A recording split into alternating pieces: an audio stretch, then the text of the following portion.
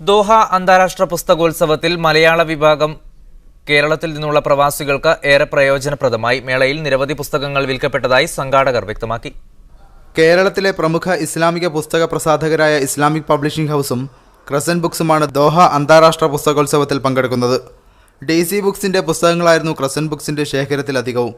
ബഷീർ, മുകുന്ദൻ, മാധവിക്കുട്ടി, സക്കറിയ തുടങ്ങിയ പ്രമുഖരായ മലയാളം എഴുത്തുകാരുടെ പ്രശസ്തമായ പുസ്തകങ്ങൾ ക്രസന്റ് ബുക്സ് ഒരുക്കിയിരുന്നു.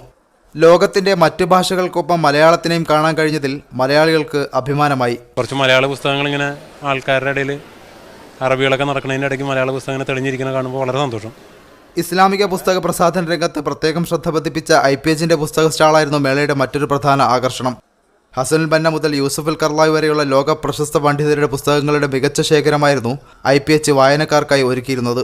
മറ്റു GCC രാഷ്ട്രങ്ങളിലെ മേളയെ അപേക്ഷിച്ച് പുസ്തകങ്ങൾക്ക് അധിക വില ഈടാക്കുന്നതായി സന്ദർശകർ പരാതിപ്പെട്ടു. മേളയൊക്കെ കണ്ടു, വളരെ നന്നായിട്ട് ഒരുപാട് പുസ്തകങ്ങൾ നമ്മുടെ ഉള്ളത് തന്നെയാണ്, പക്ഷെ കുറച്ച് വില കൂടുതലാണോ എന്നൊരു സംശയമുണ്ട്. എന്നാൽ പുസ്തകം ഖത്തറിലെത്തിക്കുന്നതിന് നിയമപരമായി നേരിട്ട ബുദ്ധിമുട്ടാണ് വിലവർദ്ധനവിന് കാരണമെന്ന് ക്രസന്റ് ബുക്ക് സ്റ്റാൾ പ്രതിനിധി വ്യക്തമാക്കി.